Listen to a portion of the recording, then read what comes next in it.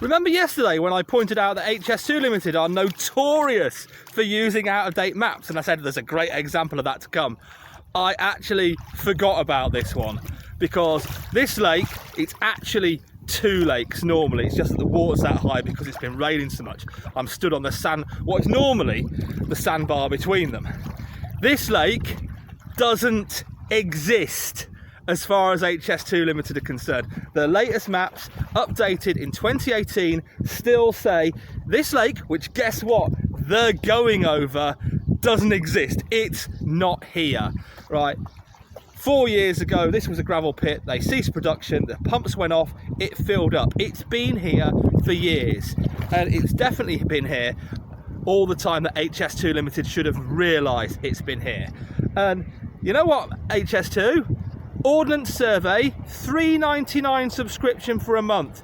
That's what I've used. It's on my map. Why isn't it on yours? I'll tell you why it isn't on yours, because you're totally bloody clueless. Right, the other thing is, over there, right, HS2 is going to go on a viaduct here. On the other side of the canal, there's a sort of island, because you've got this, then you've got the canal, bit of ground, then you've got the River Trent. That island between them is a massive, massive floodplain. Guess what? HS2 want to put their construction compound there. And I say, it's a viaduct here. On the other side of the Trent, it's going to be on an embankment, or in other words, a dam in a floodplain. And here we've got viaduct, and it's going up to 40 metres, which is, you know, about the size of those pylons, all the way, well, not at that height all the way, but still on the viaduct all the way to the next station. And the route it's taken to the next station, you just ain't, if you don't know, you just ain't going to believe it. Reggie! Reggie! No! Reggie! No! Oh, Reggie, kidding! No. Reggie, get here now! Yeah. No! Oh, I'm so sorry, mate. Okay. Reggie, Oh, right now you just leave it! Reggie, no! Reggie, no! Yeah. You. So sorry, mate. What's this? I'm so sorry. What am I meant to do with it now?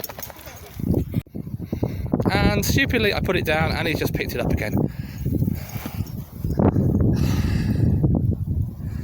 Reggie? Reggie, here. Reggie, here. Reggie, here.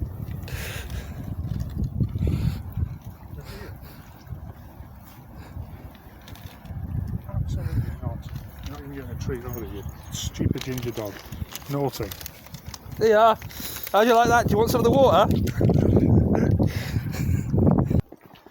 This is Bonsall Street in Long Eaton, and in a couple of years' time, if HS2 Ltd get their way, this side of the street still will be, the other side not so much, because that's where they intend to put the route through Long Eaton to Toton station. It's right next to an existing railway, and for some reason they've decided that they want to put the thing on a viaduct where those houses are, higher than where those houses are. Now the reasoning for this is that if it was at ground level, like the existing railways, but obviously the existing railway has level crossings, it would cut the town in half. Where of course, if you put it up in the air, it's there for everyone to see and enjoy the noise. So it's like offering the citizens of Long Eaton the option between, I'll tell you what, you can have a bucket of sick or you can have a bucket of puke. So here I am at the proposed HS2 East Midlands hub. Toton Sidings, as it is known, or if you have a look around, as it would probably be better described at the moment, Toton's scrapyard with a Deutsche Bahn maintenance depot stuck on the edge. And at the moment, HS2 Ltd are still planning that this will still arrive in on a viaduct. Yeah, the station is planned to go over this, though realistically, after 7 years of planning, this is what the current map still says. Network rail works under development. East Midlands hub station detailed design development still ongoing. car park at East Midlands under development. They haven't sorted out the car park. I mean, come on, it's not. And options at Derby Road under development. So they don't know what they're going to do, but what they do know that they're going to do is that they're going to take all the woodland round here, because it's still, I believe, rail land. They move all the footpaths away right to the edge of the site. In fact, even here, the footpaths go back from there, and make one massive land grab. And the thing is, this site, believe it or not, is completely inaccessible. There's a track coming in from beyond the A52 there. The plan is to put a junction off the A52, and I think the roundabout's going about here. The A52 cannot take more traffic, and you are boxed in on all sides. You may think, and I thought this, well, you've got all these different railway lines coming in here. Surely you can, you know, send trains out on those lines. You can build a new conventional station and interconnect with the rest of the rail network. Because, all right, this is freight, but it still connects up with the rest of the passenger network. So you could send passenger trains wherever these freight trains link to. No, never an option. And what?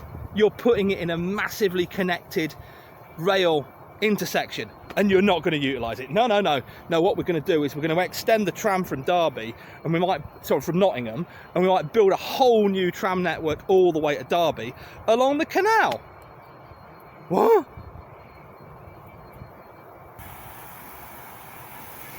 Oh dear.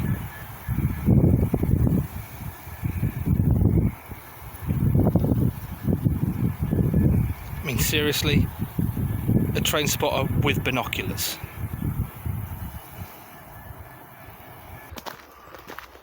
And here we have the real reason why Toton Sidings was chosen as the East Midlands station site for HS2.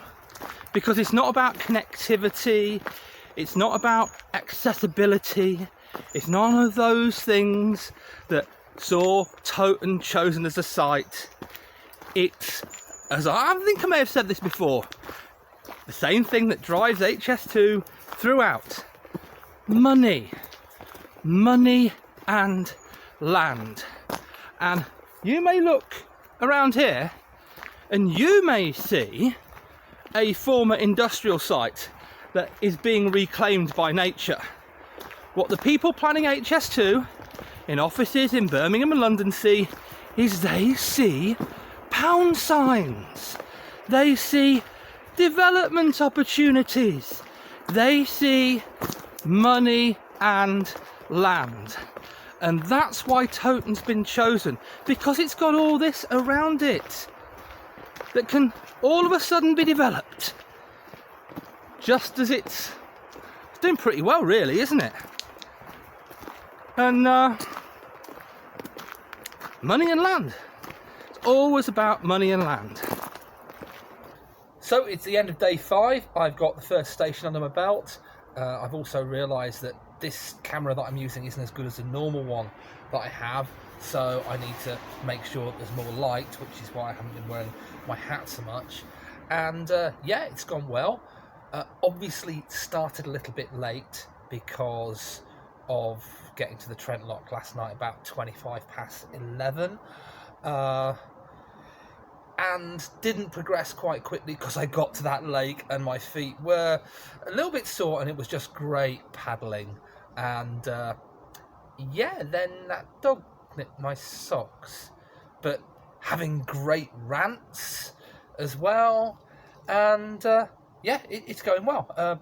So only 50 miles today, and you know, it could have been more, but I thought I've got to get some videos done. I need some rendering, plus we're both not, we're sleeping, but we're not getting to sleep very quickly a lot of the time. She's alert about stuff around us. Oh, there's something outside the tent, Dad!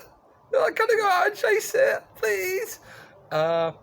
Whereas, I don't know, I should be knackered and just falling straight away, but I'm not doing. I think last night it had something to do with the fact that I had that many nettle stings around my lower legs that I sort of felt like the Ready Brek kid. But yeah, should be alright tonight. And Brilliant. What can I say? I don't know what to say. Bye.